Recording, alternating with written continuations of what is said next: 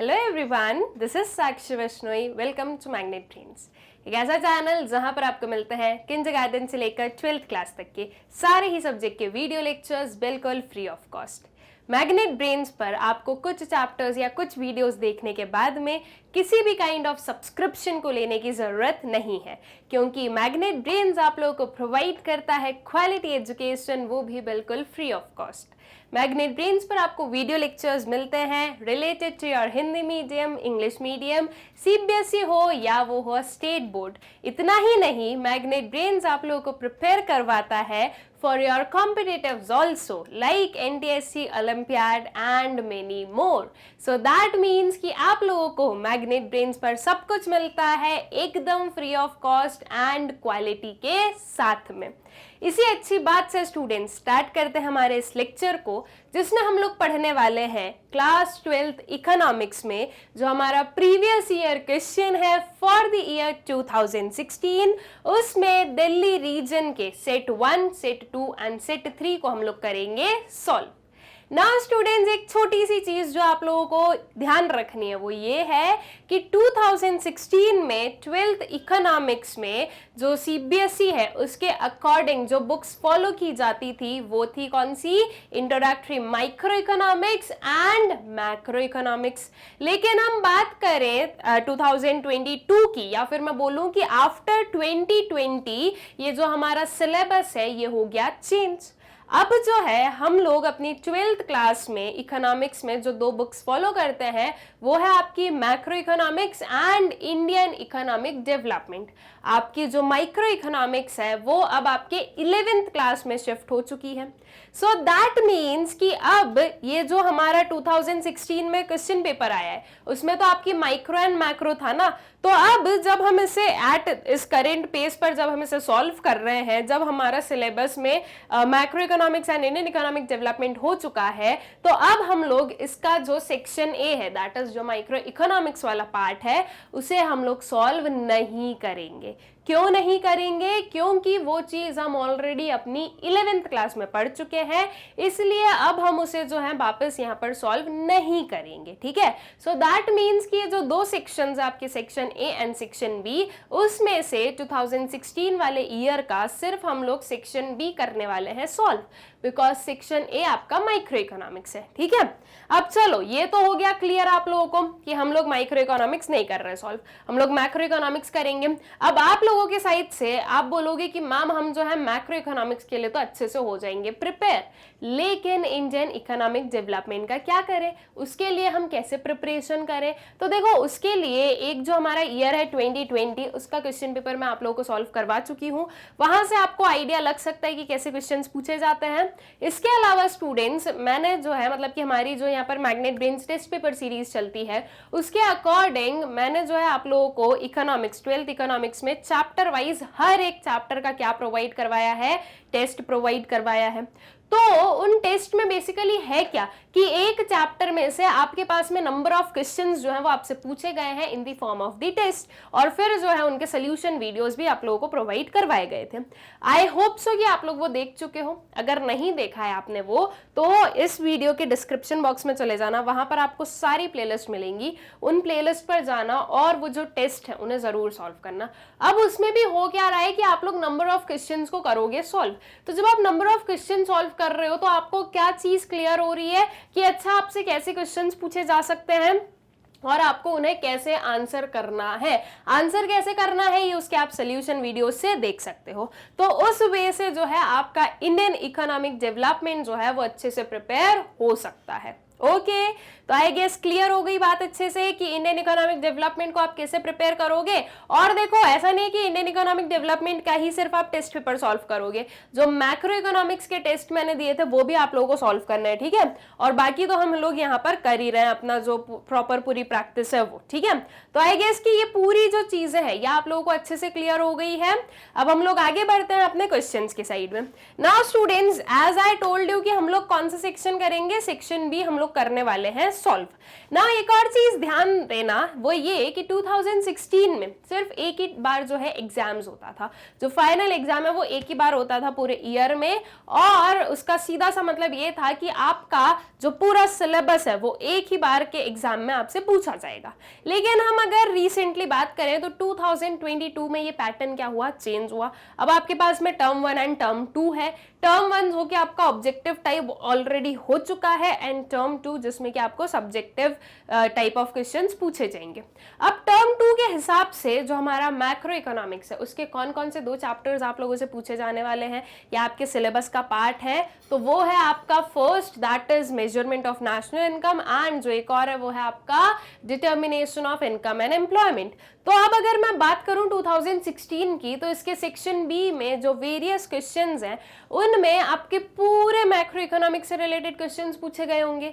लेकिन अब हमें पूरा मैक्रो इकोनॉमिक्स सॉल्व करने की जरूरत नहीं है, बिकॉज हाफ जो है वो हम लोग ऑलरेडी क्या कर चुके हैं, ऑलरेडी जो है उसे सॉल्व कर चुके हैं अपने, या हम बोले कि ऑलरेडी जो है उसका एग्जाम दे चुके हैं। ठीक है, तो इसलिए अब यहाँ पर भी मैंने सिर्फ उन्हीं क्वेश्चंस को लिया है जो कि आपके इन 2 चैप्टर से रिलेटेड हो। ठीक है, सो दैट मीन्स कि ये जो पर्टिकुलर वीडियो है ये पर्पसली कौन से काइंड ऑफ जो है कौन से टाइप ऑफ एग्जाम को हमारा क्या कर रहा है, टारगेट कर रहा है। So this is for term 2 exam of your 2022। ठीक है, तो आई गेस इतनी चीजें आप लोगों को अच्छे से क्लियर है। अब जो है क्वेश्चंस की साइड बढ़ते हैं, जल्दी जल्दी से अपने क्वेश्चन सॉल्व करते हैं और अपना ये जो 2016 का क्वेश्चन पेपर है ये कंप्लीट कर लेते हैं।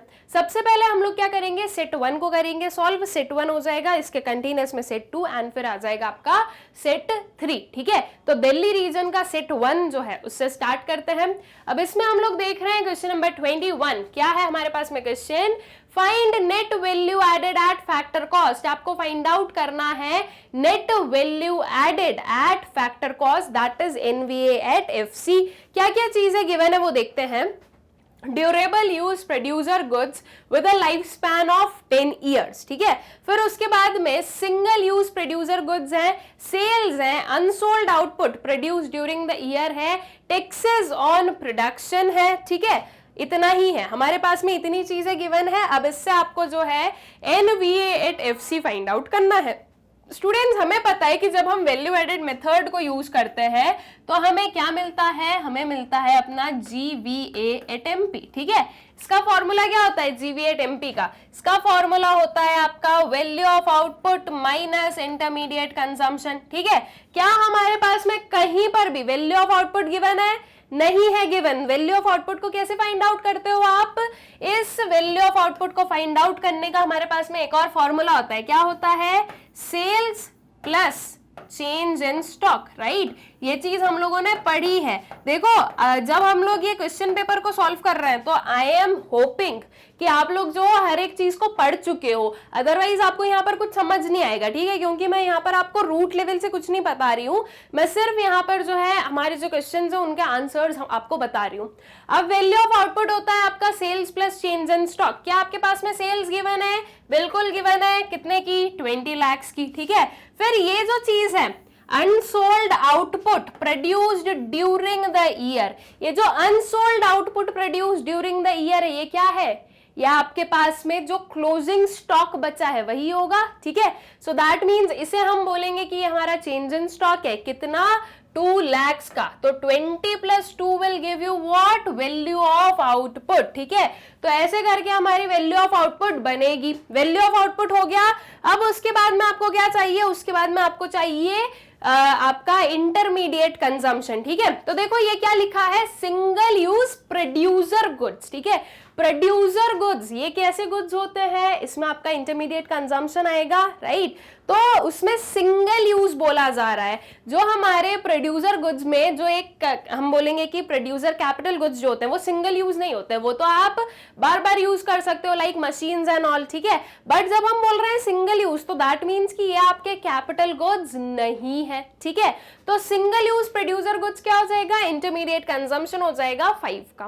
तो इससे जो है आपके पास पास में आपका GVA एट MP आ जाएगा। ठीक है, देखो सबसे पहले हमने क्या किया, वैल्यू ऑफ आउटपुट निकाला sales plus change in stock करके, दैट इज 20 प्लस 2 किया तो 22 लाख हो गया।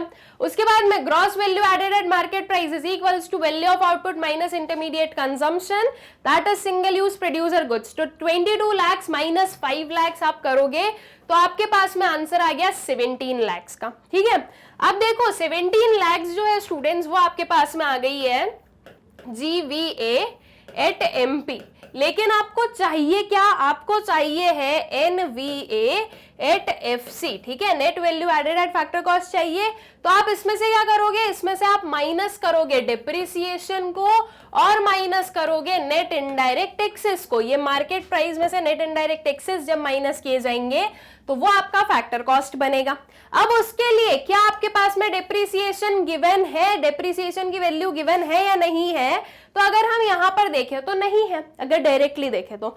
लेकिन ये जो फर्स्ट वाला है स्टूडेंट, जैसे देखो durable use producer goods with a life span of 10 years, तो ये हमें क्या बता रहा है कि भाई कोई ड्यूरेबल यूज प्रोड्यूसर गुड्स है, दैट मीन्स ये हमारे मशीनरीज एंड ऑल है। ठीक है, जिनकी लाइफ स्पैन है 10 साल की, उनकी वैल्यू कितनी है, 10 लाख की है। ठीक है, अब 10 लाख 10 जो है ईयर्स तक चल रहे हैं तो इन पर डिप्रिसिएशन तो लगेगा। अब कितना डिप्रिसिएशन लगेगा तो उसे फाइंड आउट करने के लिए हम सिंपल सा ये अपना फॉर्मूला यूज करते हैं, depreciation is equals to cost of producer goods divided by number of life in years. ठीक है, कितनी जो है उनकी लाइफ है ईयर्स में हम लोग बताएंगे। तो हमारा जो कॉस्ट ऑफ प्रोड्यूसर गुड्स है वो कितना है, 10 लाख है, एंड कितने ईयर्स है तो ये है आपके 10 ईयर्स। तो अब जब आप इसको डिवाइड करोगे तो आपके पास में क्या बचा, 1 लाख बचा है। आप डायरेक्टली 10 डिवाइडेड बाय 10 करोगे तो ये क्या आ जाएगा, 1 आ जाएगा, इसके आगे आपने लिख दिया लाख। ठीक है, तो ये हो गया आपका 1 लाख। या फिर इस वे से आपको नहीं समझ में आ रहा है तो 10 लाख पूरा लिख दो। 10 लाख में हमारे जो है 6 जीरोस हमने लगा दिए, ये हो गया हमारा 10, ये और ये कैंसिल आउट हुआ, बचा कितना आपके पास में 1 लाख। ऑलराइट, तो आपका डिप्रिसिएशन कितना आ गया, डेप्रिसिएशन आ गया हमारे पास में 1 लाख। अब हमें क्या चाहिए, नेट इनडायरेक्ट टैक्सेस चाहिए। नेट इनडायरेक्ट टैक्सेस कैसे फाइंड आउट किए जाते हैं, taxes that is indirect taxes minus subsidies करके। क्या आपके पास में गिवन है, देखो टैक्सेस ऑन प्रोडक्शन गिवन है तो ये आपके इनडायरेक्ट टैक्सेस हो गए। सब्सिडीज के बारे में कोई भी इंफॉर्मेशन है नहीं है, तो हम सब्सिडीज को क्या मान लेंगे, 0 मान लेंगे। ठीक है, तो taxes on production minus subsidies that is 1 minus 0 will give you 1, जो कि हम बोल रहे हैं कि हमारा नेट इनडायरेक्ट टैक्स की वैल्यू कितनी हो गई, 1 लाख हो गई है। ठीक है, तो अब डेप्रिसिएशन और एनआईटी दोनों निकल गए, तो अब उसे हम जीवीए एट एमपी में से क्या कर देंगे, माइनस कर देंगे। So net value added at factor cost is equals to GVA at MP minus depreciation minus net indirect taxes, that is 17 minus 1, तो ये 17 माइनस 1 16 एंड माइनस 1 15। तो आपका जो एनवीए एट एफसी है ये कितना हो गया, ये हो गया आपका 15 लाख। ठीक है, तो आई गेस कि आप लोगों को जो क्वेश्चन है अच्छे से क्लियर हो गया है। यहाँ पर जो एक छोटी सी हम बोले जो डिफरेंट चीज थी या जिसे आपको बहुत ही अच्छे से ध्यान रखना चाहिए वो ये कि डिप्रिसिएशन की कैलकुलेशन कैसे करनी है। ठीक है, बाकी सारी चीजें तो बहुत ही इजी थी, डिप्रिसिएशन की कैलकुलेशन भी अगर आप लोगों ने जो है अच्छे से पढ़ा है तो आप लोगों को पता होगी कैसे फाइंड आउट करनी है, तो वो भी इजी ही है। अगर नहीं भी पता है तो अब पता चल गए तो कोई दिक्कत नहीं है। ठीक है, तो आई गेस की क्वेश्चन जो है वो अच्छे से जो है आप लोगों को क्लियर हो गया है। ठीक है, फिर आ जाए नेक्स्ट वाले क्वेश्चन पर। नेक्स्ट क्वेश्चन है distinguish between marginal propensity to consume and average propensity to consume, give a numerical example. क्या करना है आपको, marginal propensity to consume and average propensity to consume के बीच में डिफरेंस निकालना है। ठीक है, डिफरेंस बताना है कि दोनों में क्या डिफरेंस है और जो है एक न्यूमेरिकल एग्जाम्पल के यूज से आपको ये चीज बतानी है। तो चलो हम ये कर देंगे। अगर आप इस वाले क्वेश्चन को आंसर नहीं करते हो तो फिर आपको इस वाले क्वेश्चन को आंसर करना है। ये क्या क्वेश्चन है अब हमारे पास में, explain the role of taxation in reducing excess demand.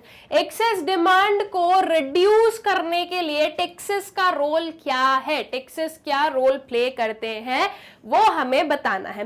Now at present हम लोग प्रैक्टिस कर रहे हैं, इसलिए हम इन दोनों ही क्वेश्चंस को क्या करेंगे, आंसर करेंगे।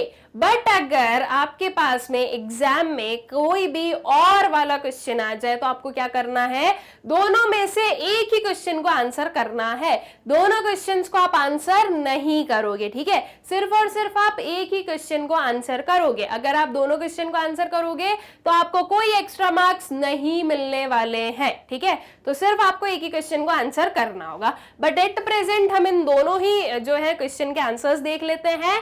सबसे पहले हम डिफरेंस देख लेते हैं एमपीसी और एपीसी के बीच में, और फिर जो है हम देख लेंगे कि रोल ऑफ टैक्सेशन क्या है एक्सेस डिमांड को रिड्यूस करने में। ओके,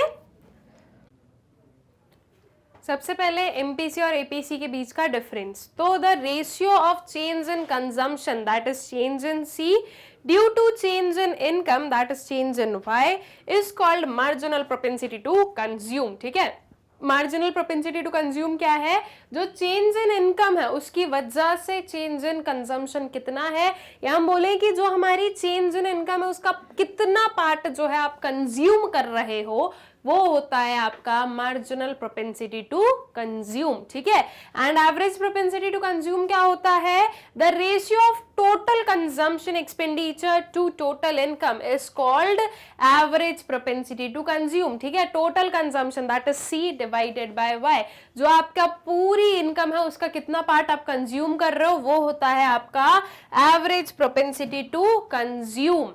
फॉर्मूला अगर हम बोलें तो MPC is equals to change in Y change in C divided by change in Y. वहीं अगर हम एवरेज प्रोपेंसिटी टू कंज्यूम का बोलें तो ये है आपका C डिवाइडेड बाय वाई, ठीक है। MPC is always greater than 0 but less than 1, ठीक है। MPC जो है वो 0 से ज्यादा होगा लेकिन 1 से क्या होगा, कम होगा, ठीक है। Sorry, this one greater than 0 and less than 1, ठीक है, ये होने वाला है। कभी भी आपका MPC जो है वो 0 नहीं हो सकता है, ठीक है, ये चीज पॉसिबल ही नहीं है कि आप जो हो एडिशनल इनकम का कुछ भी पार्ट कंज्यूम ना करो, कुछ ना कुछ कंजम्पशन आप जरूर करोगे, फिर चाहे वो आप थोड़ा सा ही क्यों ना करो, लेकिन 0 से ज्यादा होगा और 1 से जो है कम रहता है, ठीक है। मतलब कि 1 एक हम बोलेंगे कि लास्ट पॉइंट है हमारा, 1 से ज्यादा नहीं हो सकता। तो MPC is always greater than 0 but less than 1। और वहीं हम एवरेज प्रोपेंसिटी टू कंज्यूम की बात करें तो APC कैन बी ग्रेटर और less than 0, can be greater और less than 1, sorry, then but can never be 0, ठीक है। तो ये जो है ये आपका जो APC है वो ग्रेटर हो सकता है, लेस हो सकता है 1 से, लेकिन 0 कभी भी नहीं हो सकता है, ठीक है। आपका जो MPC है ये 1 से ज्यादा नहीं हो सकता, लेकिन आपका APC जो है वो 1 से ज्यादा भी हो सकता है, बस वो कभी भी 0 नहीं होगा। 0 अगर वो हो जाए तो उसका मतलब ये होता है कि आप कुछ भी कंजम्पशन कर ही नहीं रहे हो, लेकिन ये चीज तो पॉसिबल है ही नहीं। हमें पता है कि even at 0 level of income there is some kind of consumption, ठीक है।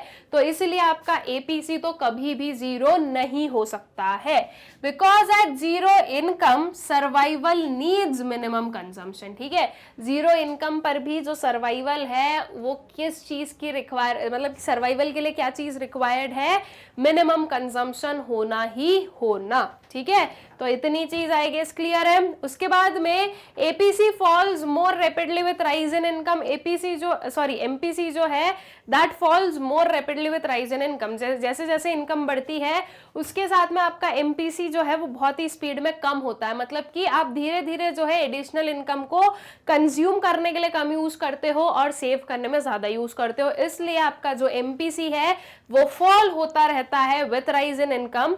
वहीं हम APC की बात करें तो वो भी फॉल होती है जब इनकम राइज होती है तो, ठीक है। अब इसका जो है एक न्यूमेरिकल एग्जाम्पल भी हमें बताना है, तो ये न्यूमेरिकल एग्जाम्पल दे देते हैं हम लोग। If income of the country increases from 5000 crore to 5500 crore, ठीक है।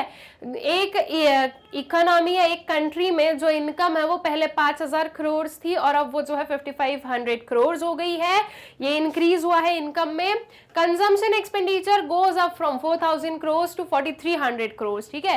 तो ऐसे में जो आपका कंजम्पशन एक्सपेंडिचर है वो 4000 से कहाँ जा रहा है, 4300 करोड़ पर जा रहा है। तो फिर ऐसे में हमारा MPC क्या हो गया, change in C divided by change in Y, that is 300 divided by 500, ठीक है।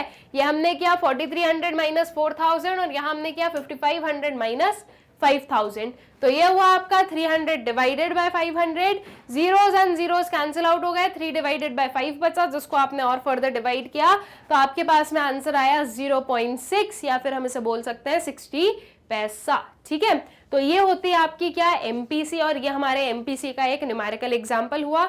वही हम बात करें एपीसी की, तो ये आता है हमारे पास में numerical example, aggregate income of the economy is equals to 5000 crores and aggregate consumption is 4500 crores, then APC is equals to C divided by Y. ठीक है, दैट इज जो हमारी सी है, दैट इज जो कंजम्पशन है वो लिया आपने 4500 और यहाँ पर आपने आपकी इनकम ले ली 5000 की। ठीक है, इसको आपने डिवाइड किया तो आपका आंसर क्या आ गया 0.9 या फिर हम बोले 90%। दैट मीन्स कि आपकी इनकम का 90% पार्ट आप किस चीज में यूज कर रहे हो, कंजम्पशन में यूज कर रहे हो। ठीक, तो आई गेस क्लियर हो गया ये क्वेश्चन, जो हमारा एपीसी और एमपीसी के बीच का डिफरेंस है। आई होप सो ये क्लियर है। अब इसके बाद में जो इसका सेकेंड वाला क्वेश्चन आता है कि एक्सेस डिमांड को आप कैसे रिड्यूस कर सकते हो with the help of taxation, ये हमें बताना है।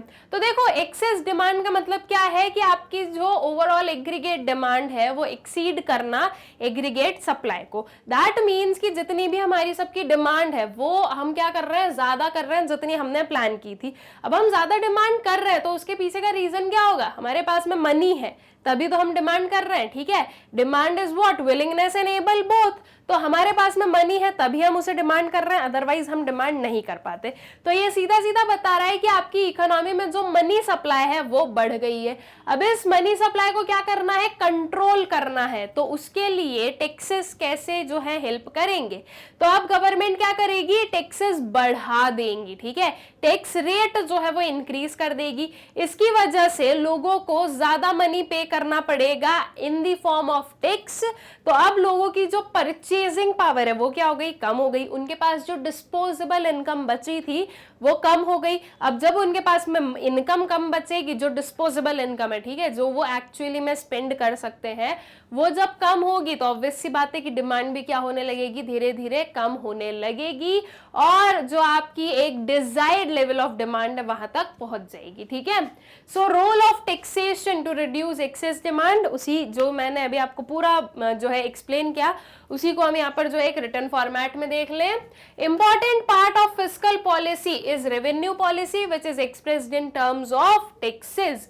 During inflation, government should raise rates of all taxes, especially on rich people, because taxation withdraws purchasing power from the taxpayers and to that extent reduces effective demand. The non-discretionary elements refer to inbuilt stabilizers of income which operate automatically in reducing excess demand like progressive income tax, subsidies, old age pension and other such transfer payments। ठीक है, तो ये यहाँ पर भी हमने क्या बताया कि भाई टैक्सेस को क्या करो, टैक्सेस को इंक्रीज कर दो। जब आप टैक्सेस को इंक्रीज करोगे, टैक्स रेट बढ़ेंगे तो जो परचेजिंग पावर है वो कम होगी, अल्टीमेटली मनी सप्लाई कम होगी, जिसकी वजह से जो एक्सेस डिमांड है वो भी क्या हो जाएगी, वो कम होकर एक जो इफेक्टिव डिमांड है वहां तक पहुंच जाएगी। ऑल राइट, तो आई गेस क्लियर हो गया ये क्वेश्चन आप लोगों को। अब आते हैं नेक्स्ट वाले क्वेश्चन पर। इन an economy investment is increased by 300 crores if marginal propensity to consume is 2 divided by 3, calculate increase in national income. क्या बोला गया है कि एक इकोनॉमी में जो इन्वेस्टमेंट है वो इंक्रीज हो रहा है कितने से, 300 करोड़ से। दैट मीन्स कि चेंज इन इन्वेस्टमेंट आपके पास में कितना गिवन है, 300 करोड़ का गिवन है। ठीक है, उसके बाद में आपको बोला गया है कि जो मार्जिनल प्रोपेंसिटी टू कंज्यूम है वो कितनी है, एमपीसी है आपकी 2 डिवाइडेड बाय 3। ठीक है, अब आपको बोला गया है calculate increase in national income, आपको फाइंड आउट करना है change in Y. All right, now देखो सिंपल सी चीज है, we know K is equals to, K क्या है, K होता है investment multiplier, K is equals to change in Y divided by change in I होता है। ऑल्सो हमें ये पता है K is equals to 1 divided by 1 minus MPC भी होता है।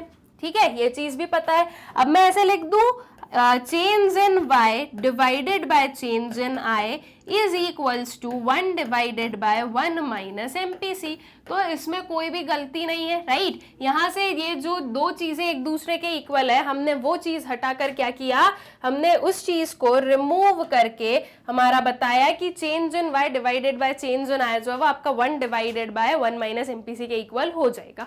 अब इसी को आप थोड़ा सा क्या करो, यहाँ पे जो हमारे पास में वैल्यूज गिवन है वो यहाँ पर हम क्या करें, सब्स्टिट्यूट कर देते हैं। चेंज इन y तो है नहीं, चेंज इन i कितना है आपका 300 है, is equals to 1 divided by 1 minus 2/3, ठीक है। ये चीज है ना, यही तो है हमारा एमपीसी 2/3 है। अब इस चीज को सॉल्व करो, देखो बहुत ही इजीली हम इसको सॉल्व कर देते हैं। जो हमारा 1 डिवाइडेड बाय क्या था, 1 माइनस 2/3 को सॉल्व करो। यहाँ पर जो है एलसीएम लेंगे हम, तो ये क्या हो जाएगा, this would be 3 divided by 2/3, this will give you 1 divided bye 3, ठीक है। अब 1 डिवाइडेड बाय 3 को या तो आप ऐसे ही ले लो, कोई दिक्कत नहीं है। यहाँ पर हम लिख दें इसकी जगह पर क्या, 1 डिवाइडेड बाय 3, ठीक है। ये 3 यहाँ पर चला जाएगा इस साइड मल्टीप्लाई में, तो वो हो गया 3 आपका।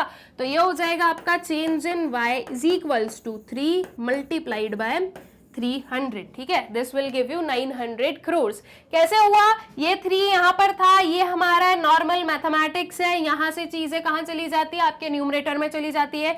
ये 3 आपके न्यूमरेटर में गया, ये 300 इस साइड गया मल्टीप्लीकेशन में, तो ये बना आपका change in y is equals to 3 into 300, that will give you 900 crores, ठीक है। तो आपका जो change in y है इसकी वैल्यू क्या हो जाएगी, 900 crores की हो जाएगी।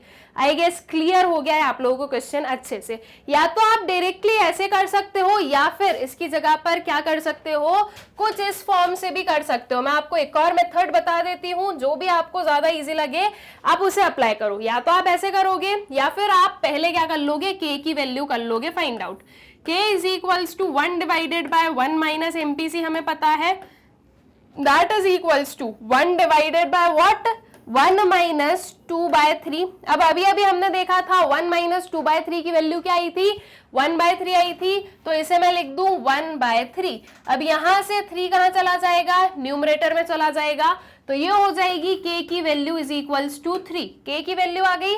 अब इसके बाद में हमें पता है k is equals to change in y divided by change in i होता है, तो इसके अकॉर्डिंग हम बोल रहे हैं 3 is equals to change in y divided by 300। ये 300 चला जाएगा आपके लेफ्ट हैंड साइड में, तो 3 into 300 is equals to change in y, that is 900 crores का। ऑल राइट, तो आई गेस क्लियर हो गया है आप लोगों को क्वेश्चन कि आपको कैसे सॉल्व करना है और चेंज इन y की वैल्यू क्या आने वाली है। अब इसी को सिस्टमैटिक मैनर में आप लोग यहाँ पर देख लीजिए। ये सबसे पहले हमने एमपीसी लिखा 2/3, चेंज इन y लिख दिया, सॉरी चेंज इन i लिख दिया 300 crores का। यहाँ पर हमने बताया k is equals to 1 divided by 1 minus MPC होता है, और ये 1 डिवाइडेड बाय 1 माइनस एमपीसी कितना होगा, 1 divided by 1 minus 2/3, which will give you ultimately what answer 3, ठीक है। तो यहाँ से जो है आपकी k की वैल्यू कितनी आ गई, k की वैल्यू आ गई आपकी 3। उसके बाद में आगे की ये रही हमारी पूरी calculation, k is equals to change in y divided by change in i, that is 3 is equals to change in y divided by 300। ये हुआ आपका कितना, 300 into 3, that is 900 crores का, ठीक है। तो change in y की वैल्यू 900 crores आ गई है हमारी। आई गेस क्वेश्चन आप लोगों को अच्छे से जो है क्लियर हो गया है। फिर आते हैं नेक्स्ट वाले क्वेश्चन पर।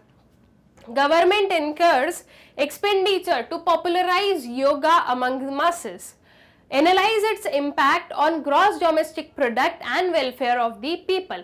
गवर्नमेंट क्या कर रही है भाई, गवर्नमेंट जो है वो एक्सपेंडिचर इनकर कर रही है। किस चीज के लिए एक्सपेंडिचर इनकर कर रही है, योगा को पॉपुलराइज करने में, ठीक है, अमंग मासेस, ठीक है। बहुत सारे लोगों में जो है योगा को पॉपुलराइज करने के लिए एक्सपेंसेस इनकर किए जा रहे हैं।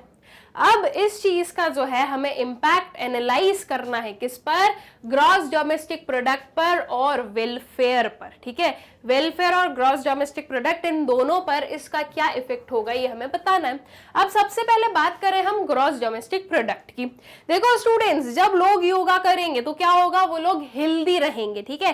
वो फिजिकली एंड मेंटली दोनों ही स्टेट से क्या रहेंगे, स्टेबल रहेंगे, वो लोग हेल्दी रहेंगे। एक हेल्दी पर्सन जो है वो ज्यादा अच्छे से से कोई भी प्रोडक्टिव वर्क कर सकता है। एक हेल्दी पर्सन जो है वो प्रोडक्शन में ज्यादा क्या करेगा, वो प्रोडक्शन में ज्यादा कंट्रीब्यूट करेगा। सो दैट मीन्स अगर योगा को जो है पॉपुलराइज करने में एक्सपेंडिचर इनकर किए जा रहा है और उसकी वजह से लोग, मान लो अगर योगा को क्या कर रहे हैं, उसे जो है फॉलो कर रहे हैं, तो उसकी वजह से क्या हो रहा है, लोगों की जो मेंटल स्टेबिलिटी, जो फिजिकल स्टेबिलिटी है वो हमें देखने को मिल रही है, जिसकी वजह से वो काम ज्यादा अच्छे से कर पा रहे हैं, ज्यादा फोकस्ड मैनर में एंड ज्यादा प्रोडक्टिव मैनर में। तो इसकी वजह से जो आपका जीडीपी है वो क्या होगा, इंक्रीज होगा। ठीक है, दैट मीन्स एक पॉजिटिव इंपैक्ट हुआ। वहीं अगर हम वेलफेयर की बात करें तो वेलफेयर तो होगा ही, जब लोग हेल्दी रहेंगे तो ये लोगों के वेलफेयर में ना कि डेली का हमें जो है हॉस्पिटल्स नहीं जाना पड़ रहा, डॉक्टर के पास नहीं जाना पड़ रहा, वी आर हेल्दी, तो ये लोगों के वेलफेयर में है, उनके क्या है बेनिफिट, या उनके हम बोलेंगे हित में हो रहा है ये, है ना।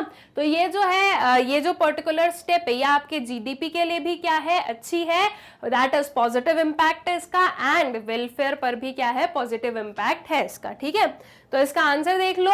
इंपैक्ट ऑन जीडीपी हम बताते हैं सबसे पहले, with the help of yoga people will be in good state of health as well as in a good state of mind, and it is rightly said that healthy mind stays in a healthy body. When a person has healthy mind and healthy body, he or she will work hard towards producing goods, and increased quality of goods will increased quality of goods which will help in increasing the GDP of the economy.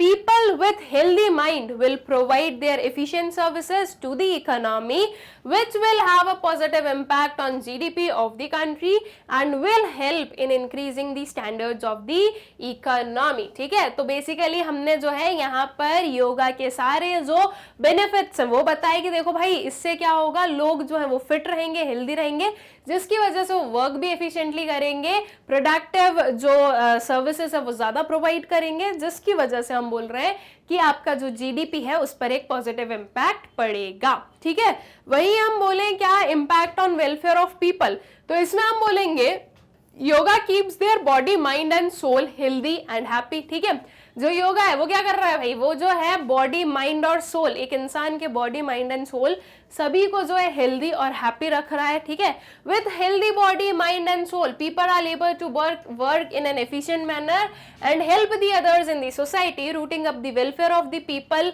In the society. Okay, so that means कि ये जो योगा है ये welfare में भी work कर रहा है।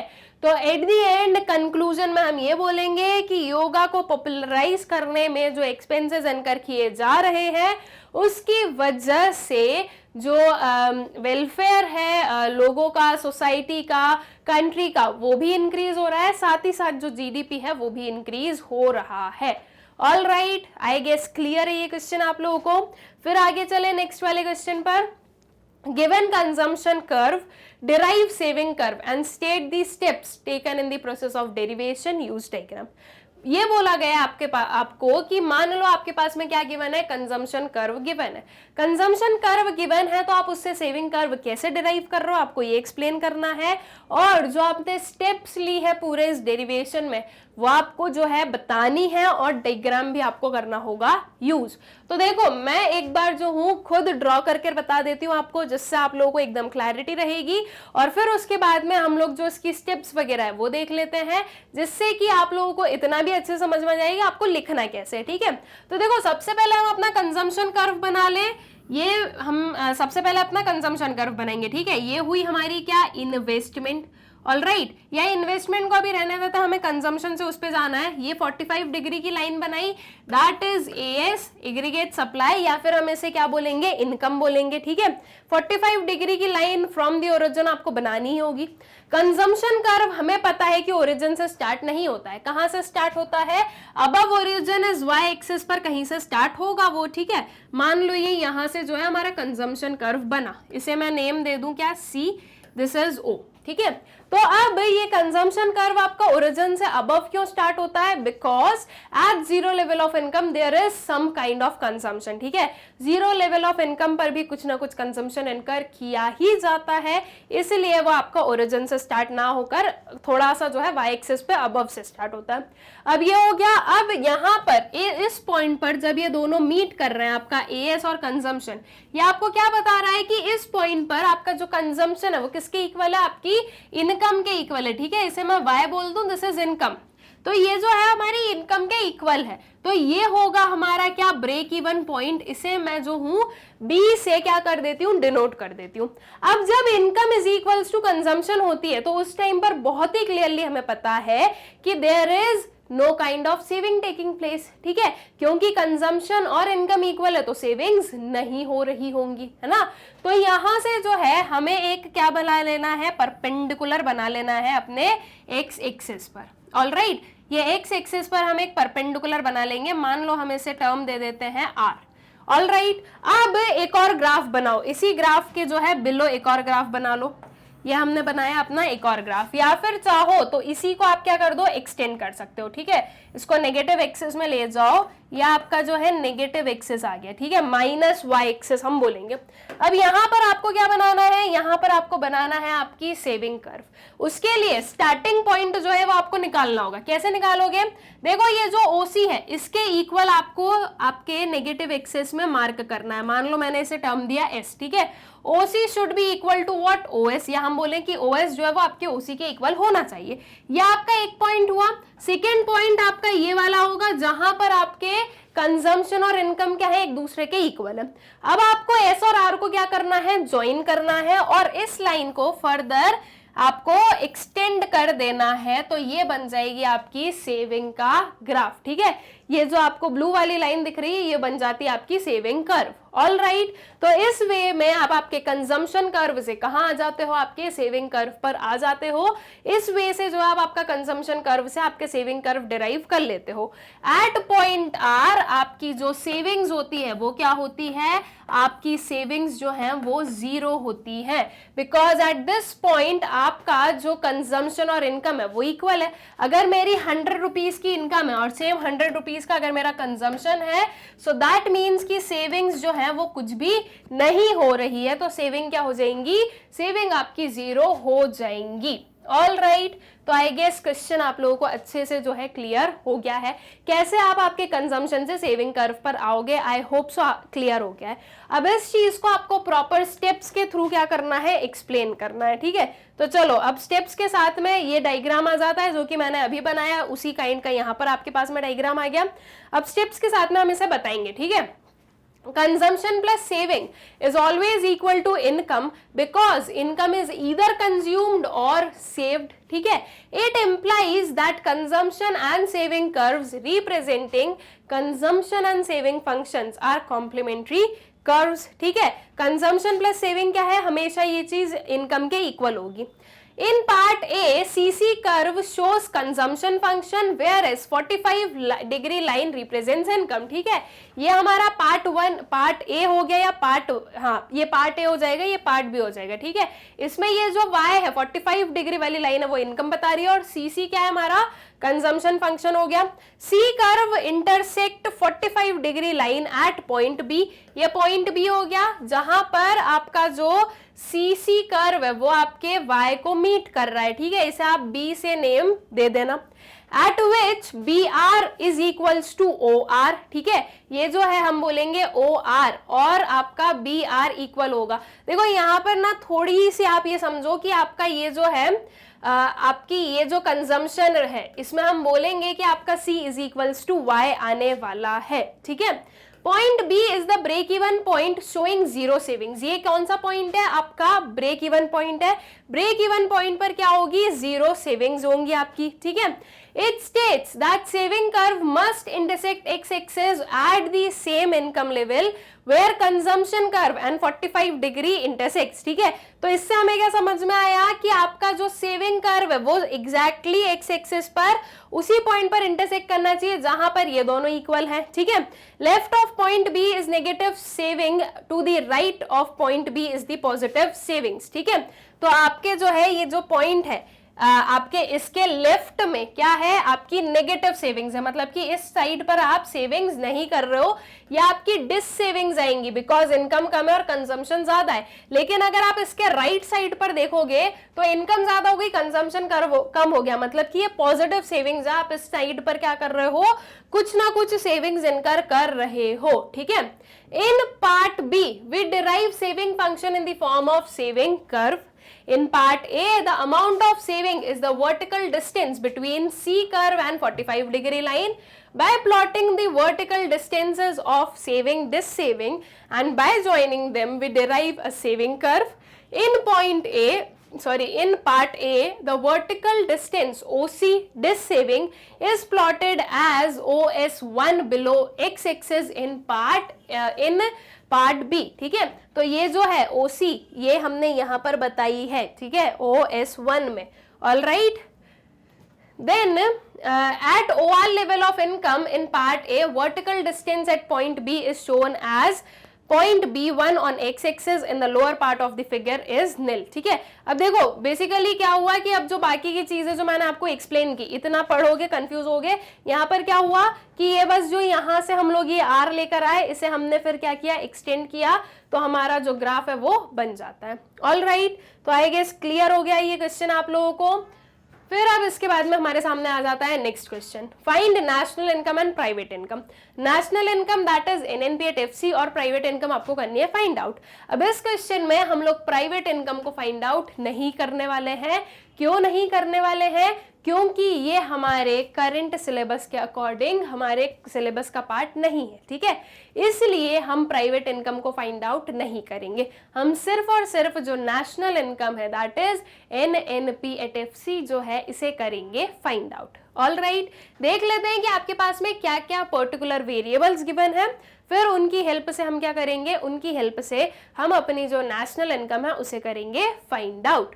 तो आपके पास में गिवन है wages and salaries, net current transfers to abroad, net factor income paid to abroad, profits, national debt interest, social security contribution by employees, current transfers from government, national income accruing to government, rent, interest and royalty. ये चीजें आपके पास में यहाँ पर given है. ठीक है, अब आपको क्या फाइंड आउट करना है, अब आपको फाइंड आउट करनी है आपकी नेशनल इनकम.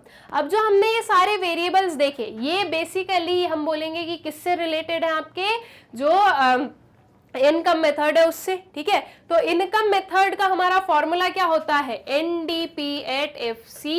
ठीक है, NDPAT FC ही हम लोग फाइंड आउट करते हैं इनकम मेथड से. तो NDPAT FC is equals to compensation of employees plus operating surplus and plus mixed income. इस वे से इन्हें जो है ऐड करके हमें क्या मिलता है, NDPAT FC मिलता है. हमें चाहिए NNPAT FC. पहले हम NDPAT FC देख ले कि क्या क्या है. अभी हमें जो है इन सबको एक्सपांड करना पड़ेगा और इनके जो कंपोनेंट्स हैं उन्हें हमें यहाँ से जो है क्या करना पड़ेगा, देखना पड़ेगा कि क्या क्या आने वाले हैं आपके इस पर्टिकुलर फॉर्मूले में. हम सबसे पहले इसे फाइंड आउट करते हैं और फिर हम लोग करेंगे अपनी नेशनल इनकम को फाइंड आउट. ओके, सबसे पहले देखेंगे कंपनसेशन ऑफ एम्प्लॉइज के क्या कंपोनेंट्स होते हैं. तो क्या क्या होते हैं, वेजेस एंड सैलरीज होती है in cash and kind and social security contribution by employers. ये याद रखना, बाय एम्प्लॉयर्स. ठीक है, बाय एम्प्लॉइज नहीं होगा. एक चीज जरूर ध्यान रखना कि यहाँ पर ना इसे एम्प्लॉयर्स करेंगे हम लोग. ठीक है, तो आप लोग सबसे पहले कंपनसेशन ऑफ एम्प्लॉइज में क्या लोगे, 1000 लोगे आपका वेजेस एंड सैलरीज. उसके बाद में यहाँ से देखते हैं और क्या क्या आने वाला है. तो ये सारी चीजें हमारे कंपनसेशन ऑफ एम्प्लॉइज का पार्ट नहीं है। हम देखिए social security contribution by employers जो होता है वो आपके कंपनसेशन ऑफ एम्प्लॉइज का पार्ट होता है, तो ये 100 आ जाएगा इसमें से। तो सीओई हमारा हो गया कंप्लीट। उसके बाद में आता है ऑपरेटिंग सरप्लस। ऑपरेटिंग सरप्लस के कंपोनेंट्स क्या क्या है? Rent, royalty, interest and profit. देखते हैं क्या क्या गिवन है। प्रॉफिट गिवन है 400 का, ये हम ले लेंगे। उसके बाद में इस वाली स्लाइड पर और कुछ नहीं गिवन है, नेक्स्ट वाली स्लाइड पर आ जाते हैं। तो फिर हम लोग नेक्स्ट वाली स्लाइड में हम देख रहे हैं रेंट, इंटरेस्ट एंड रॉयल्टी, तो ये तीनों ही जो है हम यहाँ से ले लेंगे 300, 200, 350 का, ठीक है। तो ये हो जाएगा आपका ऑपरेटिंग सरप्लस। उसके बाद में आती है बात मिक्स्ड इनकम की। तो क्या मिक्स्ड इनकम आपके पास में गिवन है? नहीं है गिवन, तो कोई दिक्कत नहीं, हम इसे 0 ही अज्यूम कर लेंगे, ठीक है। तो इससे जो है आपको NDP@FC मिल जाएगा, लेकिन आपको चाहिए क्या? आपको चाहिए है NNP@FC, राइट। हमें क्या चाहिए? NNP@FC चाहिए। तो अब हम क्या करेंगे? इस डोमेस्टिक को इस नेशनल में करेंगे कन्वर्ट। कैसे? प्लस NFIA करके, that is net factor income from abroad को हम लोग करेंगे ऐड। अगर हम देखें तो हमारे पास में net factor income paid to abroad है, तो जब टू अब्रॉड है तो हम इसे क्या कर देंगे? माइनस कर देंगे। तो ये हो जाएगा आपका net factor income to abroad, यहां से माइनस, ठीक है। ये इतनी चीजें हम करेंगे जो मैं बता चुकी हूँ आपको ऑलरेडी, वो फिगर्स हम लेंगे और उसे हम पुट करेंगे, तो आपको क्या मिल जाएगा? आपका NNP@FC। ऑल राइट, तो आई गेस की क्लियर हो गया है क्वेश्चन। अब जो है इसका सोल्यूशन देख लो। NNP@FC is equals to wages and salaries plus social security contribution by employers plus rent plus interest plus profit plus royalty minus net factor income paid to abroad, ठीक है। तो ये लिया हमने 1000 plus 100 plus 200 plus 300 plus 400 plus 50 and minus 10, ठीक है। तो अब सबसे पहले क्या कर लो? इन सारी चीजों को ऐड कर लो, ये सारे फिगर्स को ऐड कर लो और फिर उसमें से हम क्या कर देंगे? माइनस कर देंगे 10, ठीक है। तो अब देखो ये आपका 4 + 3 कितना हो गया? This will give you 700। 700 + 200 is what? 900 + 100 is 1000। सो 1000 + 1000 हो गया आपका 2000 एंड 2000 + 50 कितना हो गया? 2050 - 10, तो this will give you 2040 crore, ठीक है। तो आपका जो NNP@FC है वो क्या आ गया? 2040 करोड़ आ गया है। All right, I guess question अच्छे से क्लियर हो गया आप लोगों को। एकदम ही सिंपल सा क्वेश्चन था एंड आई होप सो कि आप लोगों को अच्छे से जो है क्लियर हो गया है, ठीक है। अब स्टूडेंट्स इसी के साथ में हम लोग जो अपना दिल्ली रीजन का सेट 1 है ये कर लेते हैं कंप्लीट। अब बारी आती है सेट 2 की। अब सेट 2 में हम सिर्फ उन क्वेश्चंस को सॉल्व करने वाले हैं जो कि आपके सेट 1 का पार्ट नहीं है, ठीक है। जो ऑलरेडी सेट 1 में इंक्लूड हो चुके हैं उन क्वेश्चंस को हम लोग रिपीट नहीं करेंगे, सिर्फ उन क्वेश्चंस को हम लोग सॉल्व करेंगे जो कि डिफरेंट है आपके सेट 1 एंड सेट 2 में, ठीक है। तो चलिए जो डिफरेंट क्वेश्चन है वो देख लें हम लोग जल्दी से। यहाँ पर क्वेश्चन आया है आपके सामने, suppose marginal propensity to consume is 0.8, ठीक है। एमपीसी आपको क्या बोला गया? 0.8 जो है वो बोला जा रहा है। How much increase in investment is required to increase national income by 2000 crore, calculate. अब देखो आपके पास में क्या गिवन है, आपको जो है सीधा सीधा बोल दिया कि आपकी चेंज इन इनकम कितनी हो गई? 2000 करोड़ की हो गई, ठीक है। एमपीसी आपको बोल दिया गया है ये कितना है? ये आपका 0.8 है और आपको फाइंड आउट करना है चेंज इन आई, ठीक है। कैसे करोगे? बहुत ही इजीली कर लोगे। वी नो कि मल्टीप्लायर क्या होता है? 1 divided by 1 minus MPC, that is 1 minus 0.8 कितना हो जाएगा? ये हो जाएगा आपका 1 डिवाइडेड बाय 0.2, ठीक है। 1 माइनस 0.8 विल गिव यू 0.2। यहां से जो है डेसिमल हटा दो, ऊपर एक 0 ऐड कर दो, इन दोनों को डिवाइड करोगे, आंसर क्या आया? 5 आ गया। तो आपका जो k है इसकी वैल्यू क्या हो गई? 5 हो गई। अब हमें पता है k is equals to change in y divided by change in i होता है, ठीक है। चेंज इन i को ले आओ आपके लेफ्ट हैंड साइड पर, k को ले जाओ आपके राइट हैंड साइड पर। तो change in i is equals to change in y कितना है आपका? 2000 है और k हमने फाइंड आउट किया अभी कितना? 5, ठीक है। 2000 divided bye 5 will give you 400। तो आपका जो चेंज इन i है वो कितना हो गया? वो हो गया आपका 400 करोड़ का। दैट मीन्स अगर आपको नेशनल इनकम इंक्रीज करवानी है 2000 करोड़ से, तो आपकी जो इंक्रीज इन इन्वेस्टमेंट है वो कितनी होनी चाहिए, वो होनी चाहिए आपकी 400 करोड़ की। ठीक है, तो आई गेस की क्लियर हो गई है आप लोगों को जो पूरी इंफॉर्मेशन है अच्छे से, जो पूरा क्वेश्चन है आई होप सो कि आप लोगों को जो है अच्छे से क्लियर हो गया है। दैट इज चेंज इन आई कितना हो जाएगा आपका 400 करोड़ का हो जाएगा। अब उसी चीज को हम यहाँ पर देख लें तो देखो हमने सबसे पहले गिवन लिख दिया, marginal propensity to consume is 0.8, change in income is 2000 crore का, k is equals to 1 divided by 1 minus MPC होता है। दैट इज यहाँ पर पूरा सॉल्व कर आ गया आपका आंसर 5। फिर उसके बाद में k is equals to change in y divided by change in i होता है, तो 5 is equals to 2000 divided by change in i। ठीक है, अब इसको क्या करो भाई, इसको इधर ले जाओ, 5 को इधर ले आओ। ठीक है, तो 2000 डिवाइडेड बाय 5 हम कर देंगे, so change in i will give you 400 crore. All right, I guess question अच्छे से क्लियर हो गया है, एकदम इजी सा क्वेश्चन था। इसी के साथ में नेक्स्ट वाले क्वेश्चन पर आ जाएं। नेक्स्ट क्वेश्चन जो है फिर से हमारा एक न्यूमेरिकल बेस्ड क्वेश्चन है। क्या गिवन है देखते हैं। Find net domestic product at factor cost and personal income. आपको NDP at FC find out करना और पर्सनल इनकम करना है फाइंड आउट। पर्सनल इनकम को हम नहीं करेंगे फाइंड आउट, क्योंकि as per our current syllabus ये हमारे सिलेबस का पार्ट नहीं है, इसलिए हम पर्सनल इनकम को नहीं करेंगे फाइंड आउट। हम सिर्फ और सिर्फ अपना net domestic product at factor cost करेंगे फाइंड आउट। देखते हैं क्या क्या चीजें गिवन है।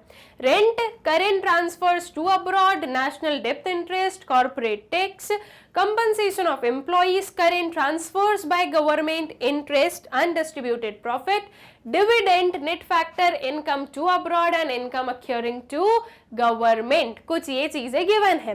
अब अगर हम यहाँ पर देखें स्टूडेंट्स, तो आपके पास में सबसे ज्यादा कौन से पर्टिकुलर जो हमारा मेथड है उससे रिलेटेड वेरिएबल्स गिवन है, so that is of your income method, है ना। इनकम मेथड से हमें कौन सा वेरिएबल मिलता है, एनडीपी एट एफसी मिलता है।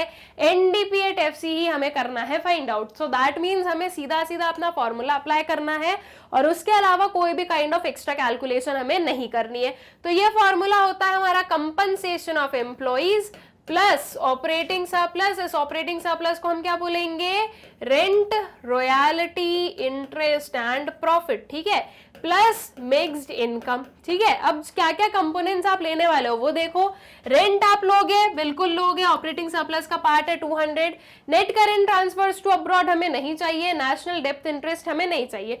कॉर्पोरेट टैक्स, अब देखो अगर आपने ध्यान दिया हो पूरा हमने पढ़ा, कहीं पर भी हमारे पास में प्रॉफिट नहीं गिवन था, लेकिन प्रॉफिट के कंपोनेंट जरूर गिवन है। प्रॉफिट के कंपोनेंट्स क्या क्या होते हैं, undistributed profit, dividend and your corporation tax या कॉर्पोरेट टैक्स। ठीक है, सो दैट मीन्स कि ये आप लेने वाले हो कॉर्पोरेट टैक्स 100 करोड़ का। ठीक है, कंपनसेशन ऑफ एम्प्लॉइज हम लेंगे ही, उसके बाद में करेंट ट्रांसफर्स बाय गवर्नमेंट नहीं लेने वाले, इंटरेस्ट हम लोग लेंगे, अनडिस्ट्रीब्यूटेड प्रॉफिट जो कि हमारा एक प्रॉफिट का पार्ट होता है तो इसे भी हम लेंगे। तो इस वाली स्लाइड से हम कुछ ये 5 फिगर्स लेंगे, इसके अलावा जो बचे हुए फिगर्स हैं वो हम यहाँ से ले लेते हैं। दैट इज डिविडेंड आपके प्रॉफिट का पार्ट है तो ये इंक्लूड होगा। उसके बाद में net factor income to abroad नहीं चाहिए एंड ना ही इनकम एक्यूरिंग टू गवर्नमेंट की जरूरत है। तो कुछ ये 6 फिगर्स हैं जो कि हम अपने इस कैलकुलेशन में लेने वाले हैं एनडीपी एट एफसी को फाइंड आउट करने के लिए।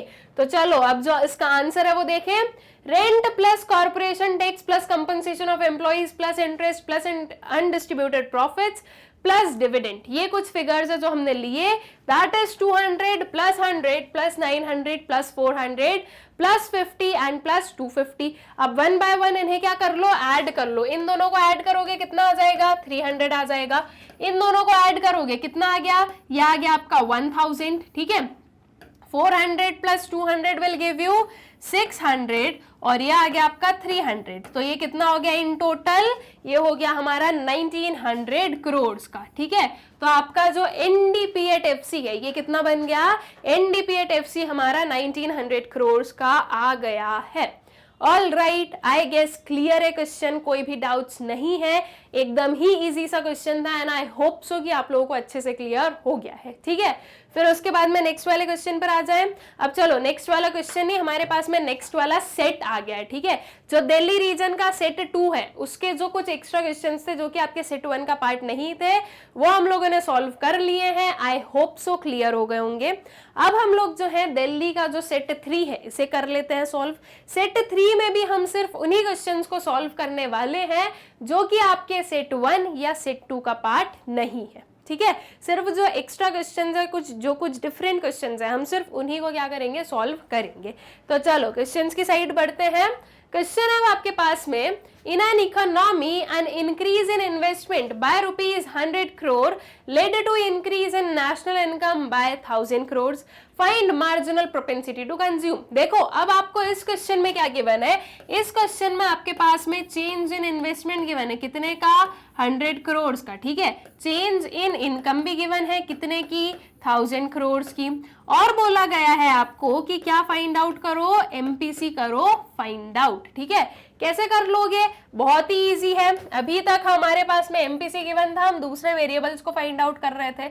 हमें पता है के that is investment multiplier is equals to change in Y divided by change in I होता है, दैट इज 1000 डिवाइडेड बाय 100। तो ये हो गया आपका कितना, 10। तो आपकी जो k की वैल्यू है वो कितनी आ गई, वो आपके पास में 10 आ गई है। अब हमें पता है k इज इक्वल्स टू क्या होता है, 1 डिवाइडेड बाय 1 माइनस एमपीसी, ठीक है। अब इस चीज को, इस 1 माइनस एमपीसी को मैं अपने लेफ्ट हैंड साइड पर ले आती हूँ और k को मैं अपने राइट हैंड साइड पर ले आऊं। तो 1 minus MPC is equals to 1 divided by 10 लिख दें हम इसे, ठीक है। तो ये क्या आएगा, इसकी कुछ वैल्यू आपके सामने ये आएगी, that is 1 minus MPC is equals to 0.1। ये जो एक जीरो था उसका मैंने क्या बना दिया, डेसिमल बना दिया, दैट इज 0.1 हो गया। एमपीसी को राइट हैंड साइड पर ले जाओ, इसको लेफ्ट हैंड साइड पर ले आओ। 1 minus 0.1 is equals to what, MPC, ठीक है। एमपीसी इधर माइनस में उधर गया तो क्या हो गया, वो प्लस में कन्वर्ट हो गया। 1 माइनस 0.1 विल गिव यू 0.9। तो 0.9 is equals to what, MPC. तो एमपीसी की वैल्यू आ गई हमारी 0.9। ऑल राइट, आई गेस की क्लियर हो गई आप लोगों को ये जो पूरी हमारी कैलकुलेशन थी वो अच्छे से। बहुत ही इजी कैलकुलेशन है, सीधा सीधा आपको जो है मल्टीप्लायर का फॉर्मूला पता होना चाहिए। तो आपने बस मल्टीप्लायर का फॉर्मूला पुट किया और आपका जो आंसर है वो आपको मिल जाएगा। तो इसका आंसर मैंने आपको बता दिया है। अब इसको सिस्टमैटिकली आप इस मैनर में भी देख सकते हो। सबसे पहले हमने गिवन लिख दिया, change in I is 100 crores, change in Y is 1000 crores, MPC we don't know, k is equals to 1 divided by 1 minus MPC होता है। उसी चीज को हमने कुछ यहाँ पर लिखा कि 1 divided by 1 minus MPC is equals to क्या हो जाएगा, change in y divided by change in i हो जाएगा। इसको सॉल्व कर दिया हमने। 1 divided by 1 minus MPC is equals to 1000 divided by 100, that is equals to 10, ठीक है। अब यहाँ पर थोड़ा सा जो है ना, हम लोग थोड़े लंबे प्रोसेस से गए, ऐसे भी जा सकते हो और वैसे भी कर सकते हो। हमने क्या किया, इस पूरे 1 माइनस एमपीसी को हम ले गए अपने राइट हैंड साइड पर। तो ये हो गया 10 माइनस 10 एमपीसी हो गया। फिर इस 10 को हम इधर लेकर गए तो ये -9 बना और ये -10 एमपीसी रह गया। माइनस माइनस कैंसिल आउट हुआ। 9 डिवाइडेड बाय 10 किया, this would be 10। 9 divided by 10 किया तो आपके पास में क्या आ गया, 0.9 आ गया। तो ये हो गई आपकी एमपीसी की value 0.9। All right, I guess clear है। आप ऐसे भी कर सकते हो, आप वैसे भी कर सकते हो, जैसे मैंने आपको जो है सॉल्व करके दिखाया। दोनों ही चीजें सही हैं, दोनों में कोई भी काइंड ऑफ जो है गलती नहीं है, ठीक है। तो आई गेस की ये जो क्वेश्चन है अच्छे से क्लियर हो गया है आप लोगों को। फिर आ जाओ नेक्स्ट वाले क्वेश्चन पर। Find gross value added at market price. क्या करना है हमें, ग्रॉस वैल्यू एडेड निकालना है मार्केट प्राइस पर। क्या क्या चीजें गिवन है, depreciation, domestic sales, net change in stock, exports, single use producer goods. देखो बहुत ही सिंपल क्वेश्चन है, आपको निकालना है जीवीए एट एमपी और यहाँ पर जो इंफॉर्मेशन है वो सारी जो है आपको जीवीए जो है वही फाइंड आउट करके देती है, ठीक है। जो वैल्यू एडेड मेथड है उसका ही पूरी जो है चीजें यहाँ पर गिवन है और वैल्यू एडेड मेथड से आपको जीवीए एट एमपी ही मिलता है। इसका फॉर्मूला क्या होता है, इसका फॉर्मूला होता है value of output minus intermediate consumption, ठीक है। अब वैल्यू ऑफ आउटपुट को आप कैसे फाइंड आउट करते हो, sales plus change in stock, ठीक है। ये चीज हम करते हैं क्या सेल्स आपके पास में गिवन है? बिल्कुल गिवन है। देखो डोमेस्टिक सेल्स गिवन है 200 के और एक्सपोर्ट्स गिवन है 10 के, तो आप डोमेस्टिक सेल्स को भी इंक्लूड करोगे और एक्सपोर्ट्स को भी इंक्लूड करोगे, ये दोनों मिलाकर आपकी टोटल सेल्स बनेगी, ठीक है। सो दैट इज 100 प्लस 10 हम करेंगे और उसमें आप ऐड करोगे क्या? Net change in stock, plus minus में है तो प्लस आपका क्या हो जाएगा? प्लस माइनस 10, तो ये होगा आपका 200 प्लस 10, ये सेल्स हुई और इसमें आपको प्लस क्या करना है? चेंज इन स्टॉक, जो कि आपके पास में माइनस 10 गिवन है, तो ये अल्टीमेटली प्लस माइनस माइनस होना है, 10 और 10 हो जाएगा कैंसिल आउट, आपकी जो वैल्यू ऑफ आउटपुट है वो कितनी हो जाएगी? वो हो जाएगी आपकी 200। अब बचा इंटरमीडिएट कंजम्पशन, तो देखो ये गिवन है सिंगल यूज प्रोड्यूसर गुड्स, जो हमारा सेट 1 था उसी में मैंने आप लोगों को एक्सप्लेन कर दिया था कि सिंगल यूज प्रोड्यूसर गुड्स जो है वो इंटरमीडिएट कंजम्पशन कैसे कहलाएंगे। तो आपका इंटरमीडिएट कंजम्पशन में आ जाएगा 120 लैक्स, ठीक है। तो आपको बेसिकली क्या करना है? 200 माइनस 120 करना है, तो आपके पास में आपकी GVA@MP निकल जाएगी और वो कितनी हो जाएगी आपकी? वो हो जाएगी आपकी 80 लैक्स की, ठीक है। ये पूरी जो हमारी कैलकुलेशन हो गई, जो कि मैंने अभी अभी आपको एक्सप्लेन कर दी है। वैल्यू ऑफ आउटपुट में आपने सेल्स माइनस नेट, ये यहाँ पर प्लस कर देना, plus net change in stock आप कर रहे हो, वो माइनस में था इसलिए ये होना उसको अल्टीमेटली माइनस ही है। So domestic sales plus exports plus change in stock, तो ये जो है 200 आ गया और 200 माइनस 120 किया तो वो आ गई आपकी 80 लैक्स की। ऑल राइट, आई गेस कि ये क्वेश्चन भी अच्छे से जो है आप लोगों को क्लियर हो गया है। उसके बाद में आता है हमारे पास नेक्स्ट वाला क्वेश्चन। क्या है अब next question? Find net national product at market price and personal disposable income. Net national product जो है मार्केट प्राइस पर हमें करना है फाइंड आउट और पर्सनल डिस्पोजेबल इनकम करनी है फाइंड आउट। अब पर्सनल डिस्पोजेबल इनकम तो हम नहीं करेंगे क्योंकि हमारे सिलेबस का पार्ट नहीं है। बात आती है NNP@MP को फाइंड आउट करने की, तो वो हम कर देंगे। देखते हैं कि चीजें क्या क्या गिवन है, क्या क्या वेरिएबल्स गिवन है। Personal taxes, wages and salaries, उसके बाद में undistributed profit, rent, corporation tax, private income, interest, net indirect taxes, फिर आता है net factor income to abroad, profit, social security contribution by employers. तो अब जो है ये जो वेरिएबल्स गिवन है इन सब की हेल्प से हम सबसे पहले अपना NDP@FC करेंगे फाइंड आउट, ठीक है। क्या होता है? Compensation of employees plus operating surplus, ठीक है। Compensation of employees plus operating surplus plus mixed income, ठीक है। ये चीज हम लोग करेंगे, दैट इज NDP@FC हमें जो है इससे फाइंड आउट कर पाएंगे। अब क्या क्या चीजें गिवन है वो देखते हैं। वेजेस एंड सैलरीज 1200 की ये लेंगे हम लोग। अनडिस्ट्रीब्यूटेड प्रॉफिट, हमारे पास में डायरेक्टली प्रॉफिट नहीं गिवन है तो फिर हम जो है ये जो प्रॉफिट का पार्ट है ये हम लेने वाले हैं, ठीक है। अनडिस्ट्रीब्यूटेड प्रॉफिट लेंगे हम 50। रेंट जो है ये भी हमारे ऑपरेटिंग सरप्लस का पार्ट है 300। कॉर्पोरेशन टैक्स हमारे प्रॉफिट का पार्ट होता है, ये आएगा आपका 200। इंटरेस्ट 400 आपका आने वाला है। उसके बाद में नेट इनडायरेक्ट टैक्सेस, अभी एट प्रेजेंट ये मत लो, सबसे पहले NDP@FC की जो कैलकुलेशन है उसके लिए क्या क्या चाहिए वो देख लें। तो इस वाली स्लाइड से आप ये फिगर्स लेने वाले हो। इसके बाद में नेक्स्ट वाली स्लाइड पर क्या फिगर्स है?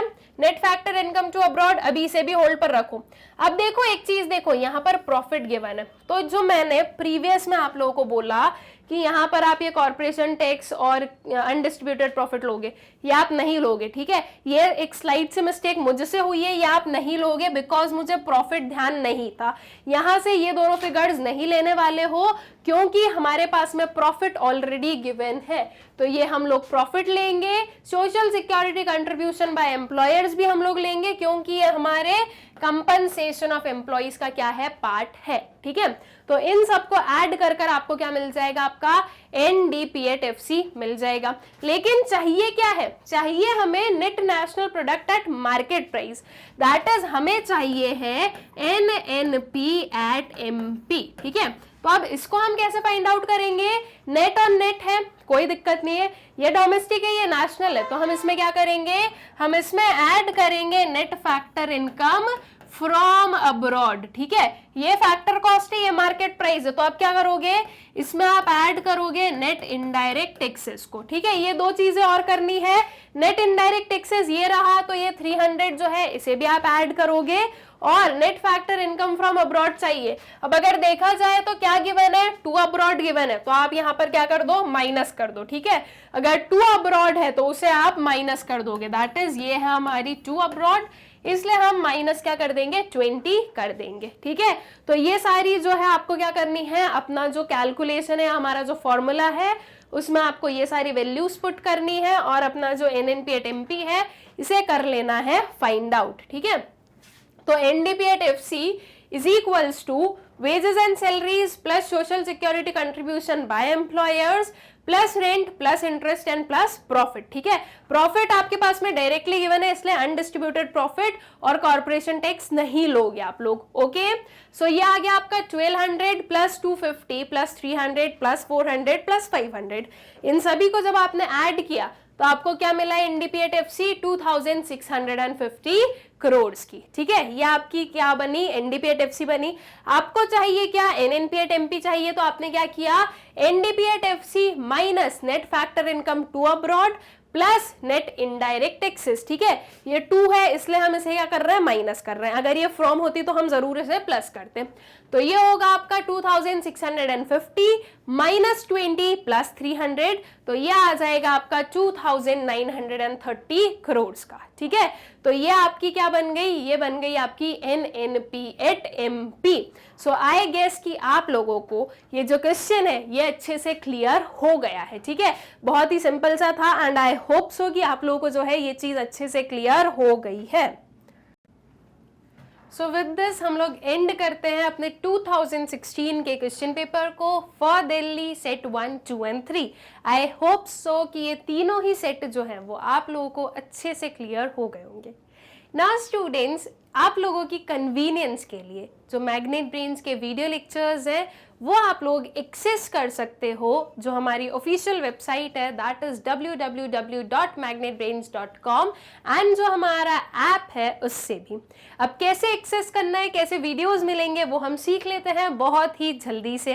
आप लोगों को गूगल ओपन करना है और आपको सर्च करना है www.magnetbrains.com, तो आपके सामने वेबसाइट ओपन हो जाएगी, उसे स्क्रॉल कीजिएगा, आपको कुछ ये दिखेगा। अब यहाँ पर आपके पास में CBSE English medium, CBSE Hindi medium, spoken English, NTSC, olympiad and UP board, ऐसे जो है वेरियस आपके पास में ऑप्शंस हैं। आपको जो पढ़ना है उस पर करना है क्लिक। जैसे हमें सीबीएसई इंग्लिश मीडियम पढ़ना है तो हमने जो है उस पर क्या कर दिया, क्लिक कर दिया। उसके बाद में उस पर क्लिक करने के बाद में हमारे सामने कुछ ये ओपन होता है, term 2 exam 21-22, class 12th, class 11th and so on. आपको जो पढ़ना है आपको करना है उस पर क्लिक। जैसे कि मान लो हमें टर्म 2 एग्जाम में इकोनॉमिक्स पढ़ना है तो हमने टर्म 2 2021-22 पर क्लिक किया। यहाँ पर आप देख सकते हो commerce stream, 12th commerce stream, ठीक है, या फिर जो ह्यूमैनिटी स्ट्रीम है इसमें भी आप जा सकते हो, क्लास 12th ह्यूमैनिटी स्ट्रीम्स में भी, दोनों में ही जो आपको इकोनॉमिक्स मिल जाएगा। इसके वॉच नाउ या इसके वॉच नाउ पर चले जाओ, वीडियो लेक्चर्स सेम मिलेंगे। जब आप जाओगे स्टूडेंट्स वहां पर तो आपको जो है ना वेरियस क्या दिखेंगे, आपके जो प्लेलिस्ट है वो आपको अवेलेबल विजिबल हो जाएंगी। हम बात करें इकोनॉमिक्स की तो 12th में आपको इकोनॉमिक्स की 4 प्लेलिस्ट मिलने वाली है। 4 क्यों, 2 for your macro economics and 2 for your Indian economic development. दो क्यों, एक संदीप गर्ग और एक क्या है आपकी जो हमारी एनसीईआरटी है वो, ठीक है। तो ऐसे करके आपको 4 प्लेलिस्ट दिखेगी। आपको जो भी पढ़ना है उसके क्या करोगे आप, वॉच नाउ पर करोगे क्लिक। जैसे ही आप वॉच नाउ पर क्लिक करोगे तो इसके अंदर के जो ये वीडियोस हैं हमारे, या हम बोलें कि जो टॉपिक्स हैं वो आपको विजिबल हो जाएंगे। ये जो वॉच चैप्टर वाइज वीडियोस दिख रहा है इसके अंदर आपके सारे चैप्टर सिस्टमेटिकली अरेंज्ड है और उनके जो सारे वीडियोस है वो सिस्टमेटिकली अरेंज्ड है। तो आपको जो भी पढ़ना है उस पर आप क्लिक करोगे, उसके अंदर जिस भी टॉपिक पर पढ़ना है उसके वॉच नाउ पर क्लिक करोगे तो जो हमारा वीडियो है वो हो जाएगा प्ले। अब अगर आपको नेक्स्ट वीडियो पर जाना है तो इसके यहाँ पर डाउन साइड आपको नेक्स्ट वीडियो का ऑप्शन मिल रहा है, आप यहाँ पर चले जाओ। नेक्स्ट वीडियो पर नहीं जाना है, कोई और वीडियो देखना है या कुछ और देखना है, यहाँ से कैंसिल कर देना। कैंसिल करने से जो वेबसाइट का होम पेज है वो फिर से ओपन हो जाएगा, फिर से सेम प्रोसेस अप्लाई करना और इसी वे में आप किसी भी क्लास के, किसी भी टॉपिक के, किसी भी सब्जेक्ट के किसी भी टॉपिक को बहुत ही इजीली एक्सेस कर सकते हो। ऑल्सो स्टूडेंट्स, हमारा जो यूट्यूब चैनल है मैग्नेट ब्रेन्स, आप लोग इसे सब्सक्राइब करें, इन वीडियोस को ज़्यादा से ज़्यादा शेयर करें and also do like the videos. I hope so कि ये सारी ही इन्फॉर्मेशन जो है आप लोगों को बहुत ही अच्छे से क्लियर हो गई होगी। Thank you.